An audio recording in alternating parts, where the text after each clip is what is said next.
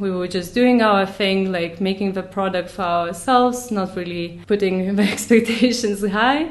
And then Apple wrote to us and wrote like, yeah, we really like designs, we really like the idea of it, and we would like to feature you. It's Lithuanian Dream Podcast. Each week, we share ideas from contemporary Lithuania. Today, we will be speaking with a rising star of Lithuanian tech scene, the co-founder of the startup Dogo. Dogo is an app which can help you to train your own dog. It was created by two Lithuanian founders, a husband and a wife, Tadas and Rasa. They both live in Berlin, and I had the chance to meet them in person. They just finished APX Accelerator here in Berlin. We took this interview there as well. Hello, Rasa. Thank you for joining us today. Thank you for inviting. I would like to start with a question about the field you work in, pet tech. Could you tell us more about this field? Mm-hmm. Yeah, I'm not sure about the word itself. It's maybe a bit arbitrary. Like fintech, pet tech, but basically it's pet technology. It's any gadgets, any goods, feeding systems, monitoring systems that are made for pets. And in this case, it's not only dogs and cats, but could be also horses or cows and things like that. It's becoming a very attractive market, I would say, because we see a lot of giants like Amazon, Walmart going into this direction and actually producing the products or white label products of their own. Let's say it's the industry that is growing, and there are a few reasons why it could be. I was thinking since 3 decades, the pet industry has been constantly growing, and actually the spending also on the pet is increasing. And looking at the Western world, and if you look at the dog, the status of a dog itself has changed dramatically, being like this dog who lives outside, being a guarding dog, and moving to in-house, sleeping in your bed, and being kind of your best friend. So this humanization of dogs and of pets, and searching for premium products, for best products for your best friend, really grows the pet tech industry. So what kind of technology is there? Let's say for pet tech, like for dogs and cats, where it's more my speciality, is these navigation collars that are gaining popularity in the world. And there are many competitors. So basically it's just like a smart collar that tracks your dog's location, the distance that they walk, the calorie output that they make during the day. And according to this, you can have like other smart feeding systems that you connect to the collar, so you know exactly how much food does your dog need. And then also there's a lot of health devices that are coming into the field. So especially for, let's say, for cattle, if you have a large cattle stock and you have like 1,000 or 2,000 animals, it's practically impossible for you to track the individual in the stock. So basically you would put navigation device on the cattle, and then you would see like the behavioral change during the time. There are some products where different companies are trying to invent for dogs to actually communicate with us, to give them this like means of speech and convert the language into the speech. I think this is like a very interesting approach to pet tech. And is there a difference in markets? For instance, is there a difference between Lithuania and Germany, or Germany and US? Which one started first maybe, and what is growing? Mm-hmm. Yeah, let's say kind of one of the strongest and biggest markets are USA. So just taking the population of dogs, in USA there's 90 million dogs living. So it means like almost every second household has a dog. So it's a huge population, but also like the spending per dog is one of the largest, one of the greatest in the world. And we could divide maybe a few trends. If you think of Western Europe, if you think of USA, it's more about the purchase price. So Yeah, like the number of dogs or the number of pets is not growing that significantly, but actually the care and the amount of spending and time and effort we put into our dogs is a bit different than, let's say, in South America or also in Eastern Europe. So in Eastern Europe, we still have this trend of pets per household being in growth, so like getting more and more dogs and cats, but actually the spending per dog itself is a bit smaller. And worldwide, I would say, yeah, there are like a few markets that are really booming at the time. So China is a big changer, and it's really, again, the status of a dog that has changed. You know, more people, let's say, are financially stable and can afford to have a pet. And then also they think of a dog differently. So they think of a dog as a family member. The trends that used to be, for example, in China or Brazil, like one of the largest and fastest growing markets is like, before, if you had a dog, you would basically give them scraped food, something that was left over from the table. You wouldn't really buy special premium bio food, you know. And now with all this changing and humanization of pets, there's a large market for pet food industry, and I think that it's taking really over. Yeah. Okay, wow. So how much do people spend per dog per month? Yeah, again, it's depending on the country, but let's say Europe average and also USA average is about 1,500 USA dollars, so like 1,200 euros. Yeah, and this division is again like food is one of the largest, and then it's probably healthcare, prophylaxis, and then it's more this activity, fun, and nice gadgets for your dogs.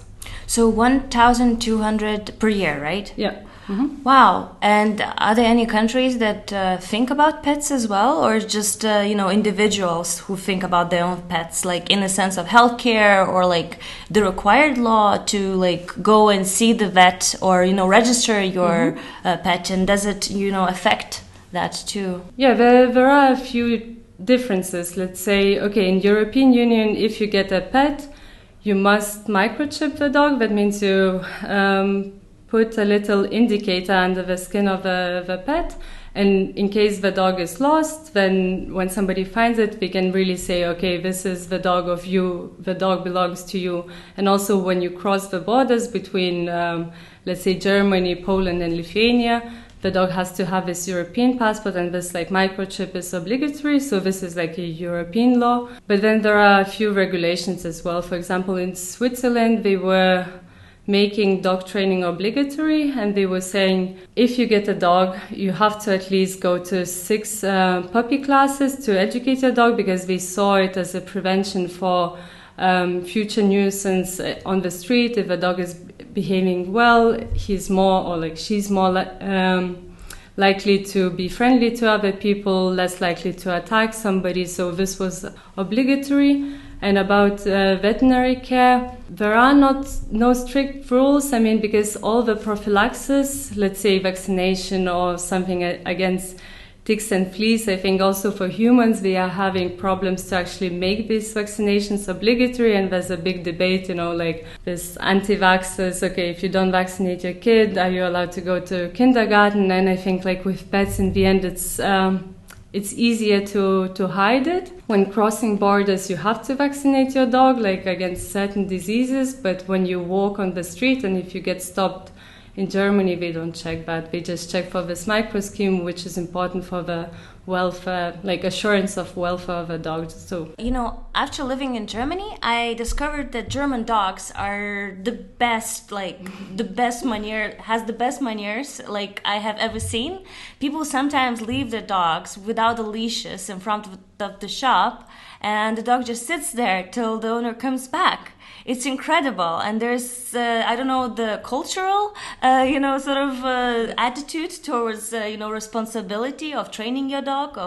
So you are a veterinary doctor. Mm-hmm. So you already have that knowledge. And then you decided to create technology that would improve dogs' life. why did you decide to move from a very specific field to actually bringing the technology into that? So there are a few reasons. One is, let's say, first one is not a personal one, but just like more holistic one. I really believe that dog training is a must for everyone. And if you look at the number one reason why dogs get euthanized in USA, it's actually bad behavior. It's not diseases, And it's just because people are not educated, or it takes a lot of effort, finance, and time to educate the dogs. If you don't put enough effort in the beginning of a friendship, then later life can be a bit tough, Yeah, kind of. This is one of the reasons, and the other one is a personal one. So I also had this problem, or me and my husband, we also had this problem. We took our dog 9 years ago from a shelter, and she was kind of super untamed, You couldn't touch her, you couldn't lift her, she was biting, she was she didn't like any human contact. We were kind of going to different dog schools and training her, reading books on dog training, but she really disliked it because she's not a social dog. She doesn't like other dogs, she doesn't like other people, so all the handling was a bit stressful. So of course for us it was difficult to motivate us to go to a dog school. And private lessons were not really something that we could afford at the time because we were still students. So we kind of decided, okay, this is our own challenge after visiting 4 different schools in Lithuania. This is our own challenge, and we have to train her on our own because this causes less stress for her. Even though the schools were great, dog trainers were great, it's just kind of another thing. Okay, we started to get to know dog training a bit more, dog psychology and how dogs think. And I think she, our dog, she proved us that the reason why she's not doing something is because we are too lazy, because whenever you try to teach her a new skill, or you actually, spend more time, she picks up things very quickly. And then we were looking for tools and kind of things that would motivate us and make really dog training fun. And there was nothing on the market. And then we decided, okay, let's start a project of our own to motivate us. And then, kind of snowball effect, it turned out into a nice company. Yeah. So actually adopting the dog changed your life? Yeah, now I'm actually looking at her and I'm you are the inspiration. I mean, everybody from our friends knows she's difficult. I mean, once she loves the person or she knows the person, she falls in love and she's the nicest, sweetest dog. But everybody knows how hard it is to get there. It takes a lot of visits, a lot of meetings once she starts recognizing you and being happy. But otherwise, she has been really an inspiration. I mean, I used to have family dogs, Tadas used to have family dogs, but I guess, we are this new generation where we kind of think differently of dogs again. And also maybe she's a little substitute for kids, when you want to take care and want the best one. And also for me, dog psychology is interesting in general. Yeah. Were you doing any research on dog psychology before? Were you writing it academically, or was it more practical? And what kind of things have you discovered? No, so I was more focused as a veterinary doctor in internal medicine, so more reproductive medicine. So this behavioral part came on later. I would say as veterinary doctor, it's kind of we could compare, you are a children doctor, so you don't have to be a psychologist, but actually to get to the child, to get to this relationship, you have to understand the kid, and this is similar. So it was quite gradual.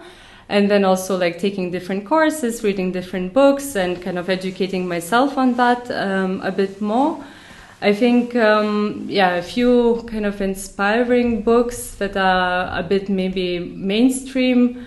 by Dr. Philly. So he used to be a linguist, university professor, and he used to teach his students about speech and how it develops in kids, and so very, very focused on linguistics. And then when he retired, he decided to take this like super scientific approach and actually teach his new puppy different words and semantics of words, and also like to prove that dogs categorize things, that they can exclude things that they know, that they don't know. And in the end, he proven that like his dog learned over 1,000 words and could also put like different objects into categories like triangles, or he could also say like, okay, bring this ball to the cup, next to the cup, under the cup, in the cup, kind of really the semantics of a language, which is actually the same as like 4-year child. And this, like a lot of different experiments. And for me, it was also a proof, like for this Dr. Philly, he was spending 8 hours per day with his dog. So basically 4 hours just kind of physical education, and then like 4 hours really training and doing classes. And he unlocked this genius. And then for me, it was like the first confirmation that if we actually spend a lot of time with the dogs and we actually give them education, there's really like a big genius hidden in them.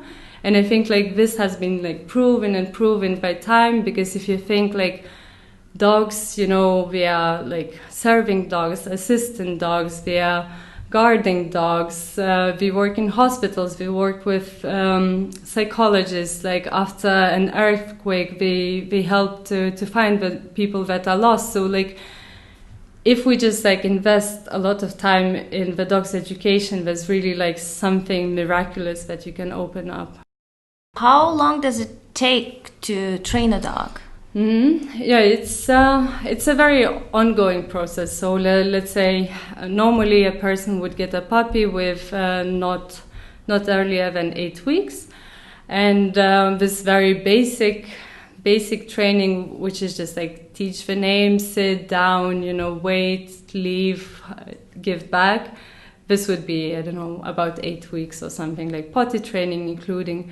But then like the dogs go through a lot of development cycles. So then we hit puberty, and in puberty, everything that you learned in the puppyhood kind of gets lost, and then you have to really take constant approach of training. And if you manage to do that, and this is usually when the dog is 8 months and 15 months old, if you manage to do it and keep training, then you have like a brilliant dog. And then of course, like you teach the dog to love training, you teach the dog to love you, you teach the dog to be curious and observant of you, cues and things like that. And then if you have this good building block, then of course training is kind of lifelong, and usually service dogs go into service when they are after the puberty, so around like 2 years, not really before, because they also have to a bit calm down, focus and really be reliable.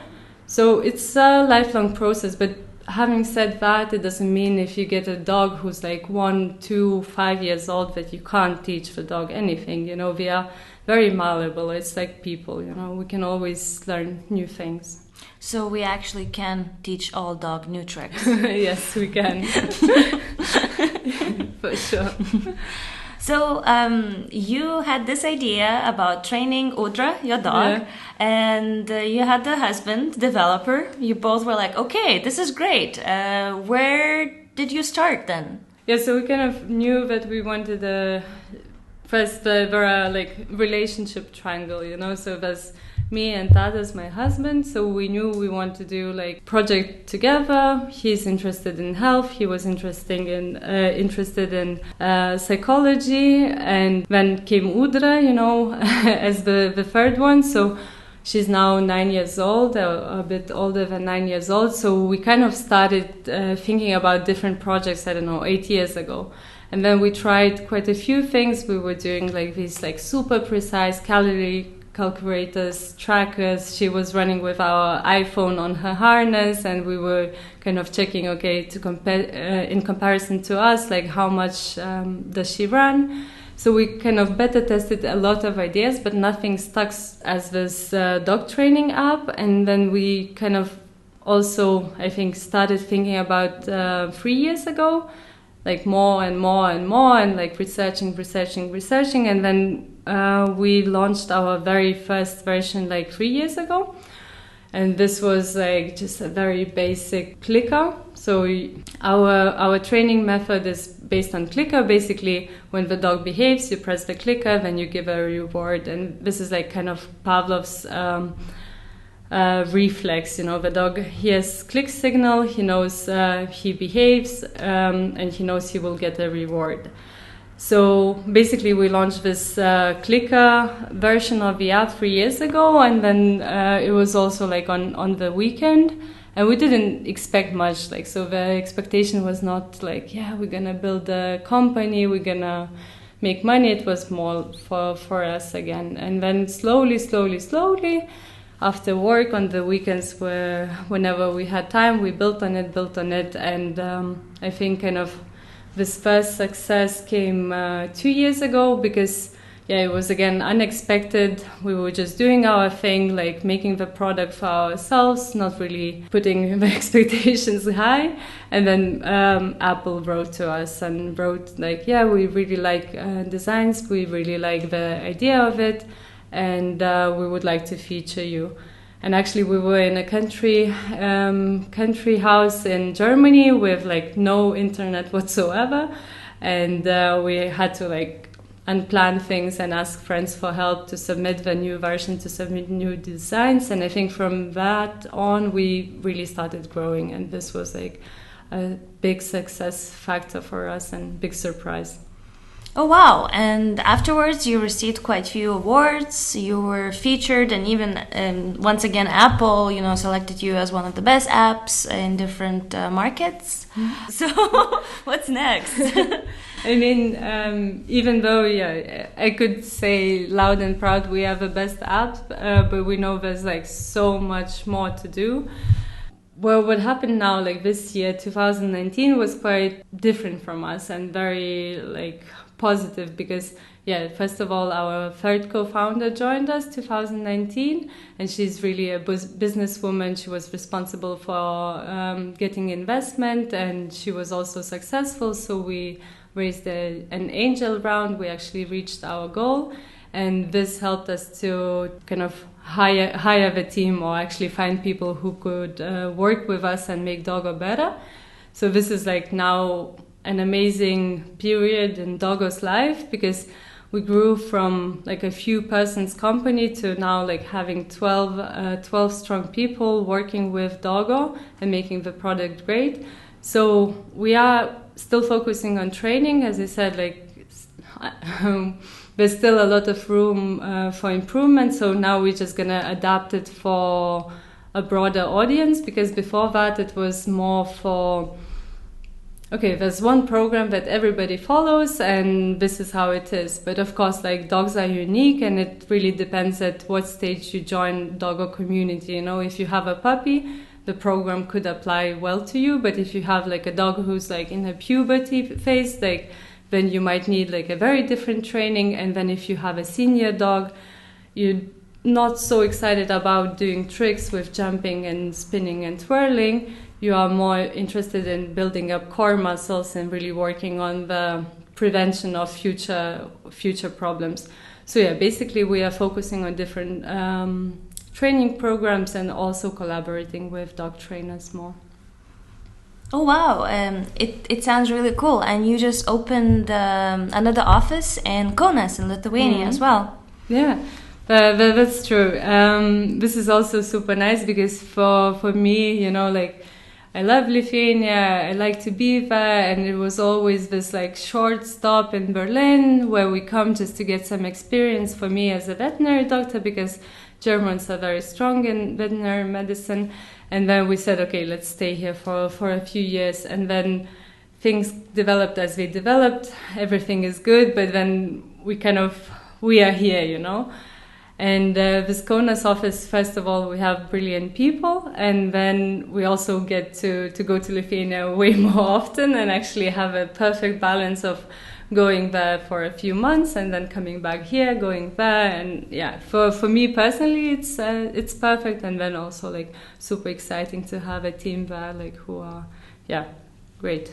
And within 3 years, you have learned, I bet, a lot of lessons. So could you share a few of those with us? Of, like if you could meet yourself back then 3 years ago when you were thinking, okay, I will start a company.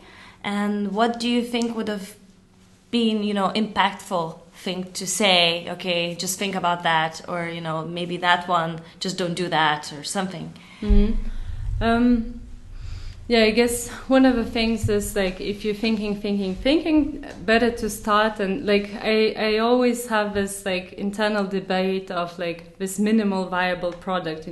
If you launch something that is not perfect and people gonna see it, you're gonna ruin the opinion of your product and how people are gonna react. But actually, this like launching the product that is not perfect, but actually launching it gives you so much insights, because as I said, like our first version was just like a click button, and then we saw that people need it, and then okay, and what if we do this and put that on top, and then you can ask for feedback, you get feedback, you really learn, because often you think you're gonna do something brilliant, but actually people don't understand, they don't need it, So a few things that I've learned is like user testing, which was also like personally for me, going with a product and asking like, what do you think? And you usually want like bad feedback, so that it helps you grow. So user testing, really, if you make a digital product, do it at least like once every 2 weeks and really ask people for opinion, ask for questions that are uncomfortable for you, like would you pay, would you use it? Like, of course, most of people are gonna be nice to you, but if people say to your face like, no, actually I don't like it or I wouldn't pay, then there's something to consider.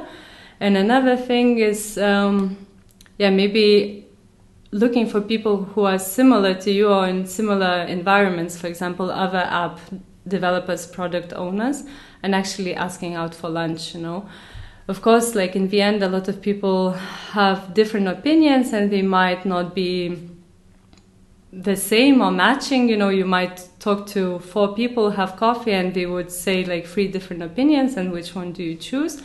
But I think it really helps you grow, because like you can't learn everything yourself, and this is like a very quick gateway to their experience, to their, not even mistakes, but their knowledge. And then you can learn and take what applies to your product, your company. Okay, so it's getting feedback, and social network maybe. These 2 things are very important when you start a company, right? Yeah, I would say so. Awesome. We will use it for podcasts as well. I think so. As we are Lithuanian Dream Podcast, we always ask this question. So what is your own personal dream for Lithuania? It's business, maybe it's animals as well, and animal owners, pet parents, for the next decades and centuries. So actually don't have this like very straightforward answer, let's say. Yeah, as I said, like for me, like I feel personally like Lithuania is really my place to be, and I like it. And then just in general, maybe like my wish to Lithuania would be like more openness and more like that it would be this international country, because I think we are great. We should be a bit more bold, saying, yes, we're going to do this big product, global product. But then we also need this exchange, like social network. And it would be great to, attract more talent from other countries and actually become this like global and international country. Yeah. For sure, and as the history tells us, Gediminas already it was the international country, and we can be proud of it, and just keep doing that and exchanging ideas and bringing more people. And Well, thank you so much, Rasa, for great and inspiring overview of pet tech, of being a founder, of having a dream, and actually like putting it together. It's Lithuanian Dream Podcast. Each week, we share ideas from contemporary Lithuania.